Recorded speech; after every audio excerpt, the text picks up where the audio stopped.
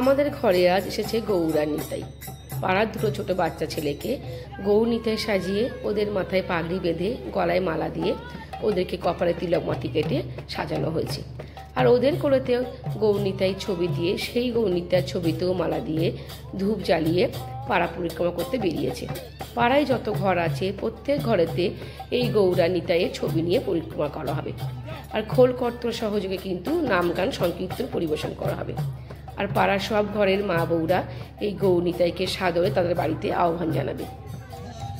Welcome back to my channel সুস্মিতার রোজ নামচা। পাতিলাচন্দ্র গ্রামে বাবা ভোলা মহেশ্বরের মন্দিরের সামনে 3 দিন ব্যাপী যে অষ্টম প্রহর অনুষ্ঠান অনুষ্ঠিত হচ্ছিল তার আজ 3য় দিন বা শেষ পর্ব। আজকে মালসা ভোগ, পুজোর পরে চিড়ে ভোগ বিতরণ, তারপরে অন্নভোগ মানে খিচুড়ি বিতরণ। তো শেষ দিনে সবাই চায় পুণ্য অর্জন করতে, তাই সবাই গলায় কাপড় জড়িয়ে ব্রাহ্মণ ঠাকুরকে প্রণাম করছে। আর বৈষ্ণব ধর্ম মতে সবার কপালে তিলক চন্দন কাটা হচ্ছে। আমিও তিলক চন্দন কেটে নিয়েছি সুযোগ বুঝে।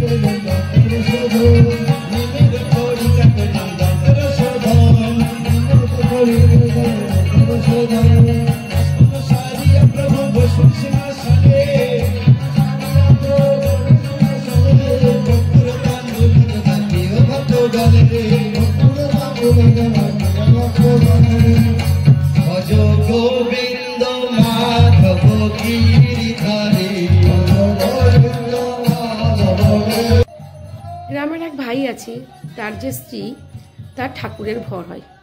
তো ঠাকুরের যখন ভর হয় সে এত সুন্দর করে ঠাকুরের আরতি করে বা এত সুন্দর করে ঠাকুরের নাম গান করে, না দেখলে বোঝা যায় না তার মধ্যে ঠাকুরের অংশ আছে বলে সবাই বিশ্বাস করে। তো মাথা ভর্তি চুল লম্বা করে ছেড়ে বসে ঠাকুরের মন্দিরের সামনে ও ঠাকুরকে কাতর প্রার্থনা করে আবেদন করছে সবাইকে ভালো রাখো।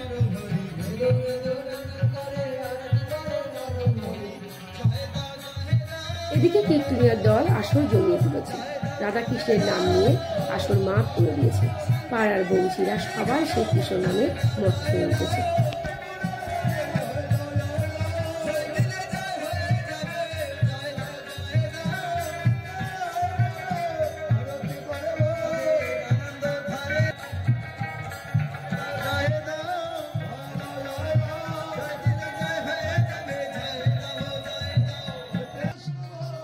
গতকাল নাম সংকীর্তনের যে নির্দিষ্ট নিয়ম ছিল, আজকে একটা নির্দিষ্ট নিয়ম মেনে কিন্তু মহোৎসব পালন করা হচ্ছে।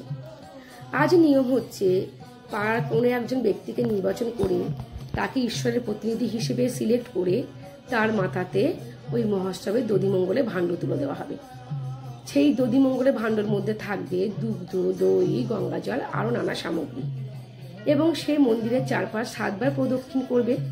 তার সাথে গ্রামের সব মাঝিরা বা বউ বোনেরা সবাই প্রদক্ষিণ করবে এবং কীর্তনিয়ার দল কিন্তু এক নাগারে কীর্তন করে চলবে। আর কৃষ্ণের 108 নাম গাওয়া হবে। এই প্রদক্ষিণে নাকি জীবনে পুণ্যলাভ আসে, যে পুণ্যলাভ আমাদের পরকালের কাজ করে। আমাদের পরকালের ভয় সবাইকেই পেতে হয়, জীবনের পাপ পুণ্যের বিচার কিন্তু এখানে।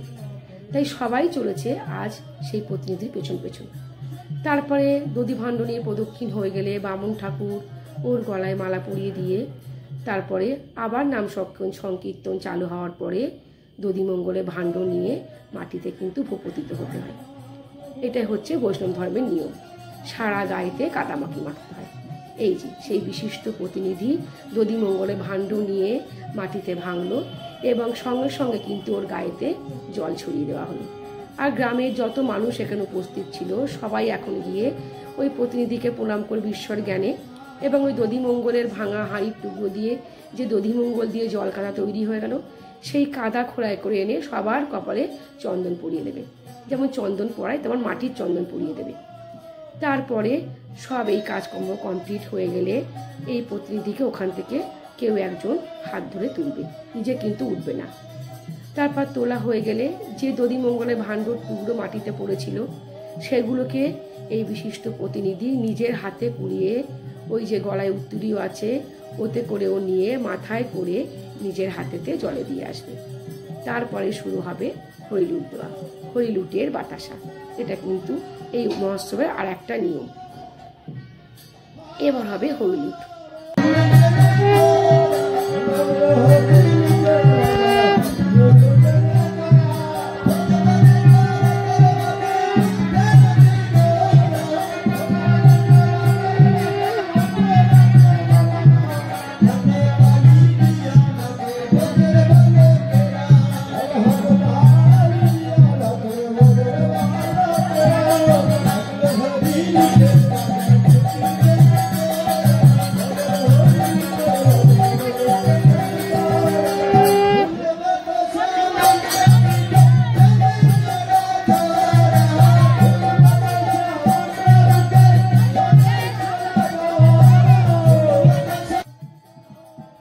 লাগলো হরি লুটের বাজার, লুট দে না তোরা।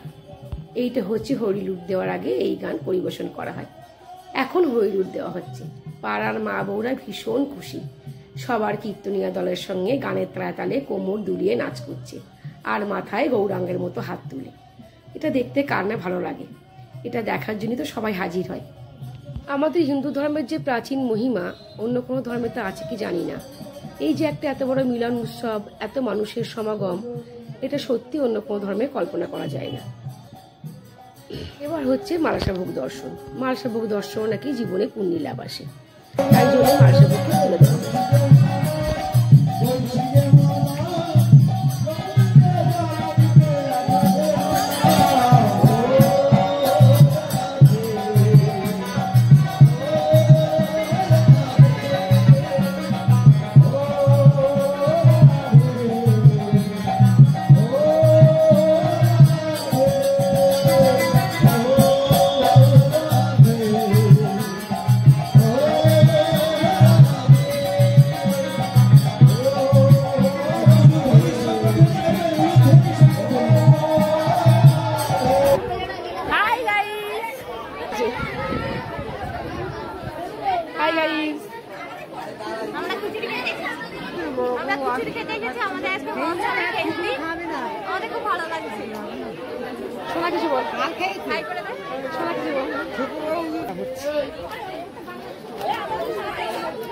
আশাব কোথায় গেল?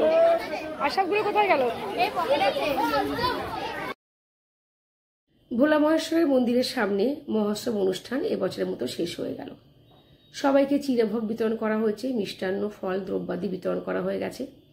আর এদিকে চলে এসছি আমরা সবাই খিচুড়ি ভোগ খাওয়ার জন্য। পাতা পড়ে গেছে। এই সেই মূল সন্ন্যাসী কিন্তু, ও আমাকে বলছে অত ভিডিও করিস না। আর আমরা সব বসে গেছি খেতে, আমার দাদা বসে গেছে, এই আমার সেই বোন আর আমার কাকিমারাও বসে গেছে। আমাদের সবাইকে আমার পক্ষ থেকে, আমাদের গ্রামের পক্ষ থেকে আমন্ত্রণ রইল। সামনের বছর আপনারা অবশ্যই আমাদের এই পাতিলাচন্দ্র গ্রামে বাবা ভোলা মহেশ্বরের মন্দিরের সামনে মহোৎসব দেখতে আসবেন, খিচুড়ি ভোগ খাবেন, অন্নভোগ খাবেন। আমিও থালা নিয়েছি, আমিও খিচুড়ি ভোগ নিয়েছি। খিচুড়ি ভোগ খাওয়া হয়ে গেলে আবার আমরা মন্দিরের সামনে চলে যাবে। এখনো কিছু অনুষ্ঠান বাকি আছে। আমরা ভোগ খেয়ে আবার প্যান্ডেলে ফিরে এসেছি। বিশিষ্ট মহিলা কীর্তনিয়ার দল মঞ্চে উঠে এখন কীর্তন পরিবেশন করছেন। ওদিকে কিন্তু প্যান্ডেলে একটানা খাওয়া দাওয়া এখনো চলছে।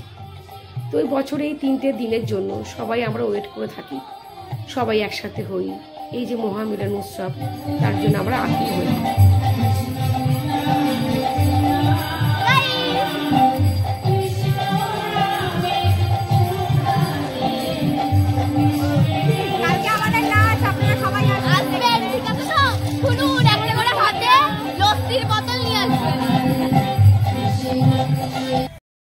তিন দিন ধরে মহোৎসব অনুষ্ঠিত শেষ হয়ে যাওয়ার পরে চতুর্থ দিন পাড়ার ছেলেমেয়েরা মিলে সাংস্কৃতিক অনুষ্ঠান করে।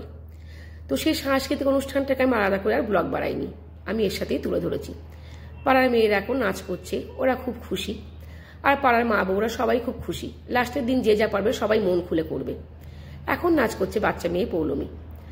আর যাদের নিয়ে অনুষ্ঠানটা আমরা সবাই মিলে উদযাপন করলাম, গ্রামের যে বাসিন্দা বা আশেপাশে যারা যেসব ব্যক্তিরা আসেন, সবাই আবার চাইবো যে সামনের বছর সবাই যেন আমরা আবার একসাথে একত্রিত হতে পারি। 3 দিন ধরে ভিডিওগুলো তুলে ধরার চেষ্টা করেছি, জানি অনেক ভুল বিচ্যুতি হয়েছে, আমরা সেগুলো নিজ গুণে ক্ষমা করে দেবেন। আর যদি ভিডিওগুলো ভালো লাগে তাহলে লাইক, শেয়ার, সাবস্ক্রাইব করে দেবেন। আর যদি এই ধরনের ভিডিও দেখতে চান তাহলে বেল আইকনটা অন করে দিলে নতুন নতুন ভিডিও নোটিফিকেশনগুলো আমাদের কাছে পৌঁছে যাবে। তাহলে আর কি বলবো, এখন বিদায় নেওয়ার সময় হয়ে এলো। সামনের বছর আমার পক্ষ থেকে বা গ্রামের পক্ষ থেকে আমাদের সবাইকে আমন্ত্রণ রইল।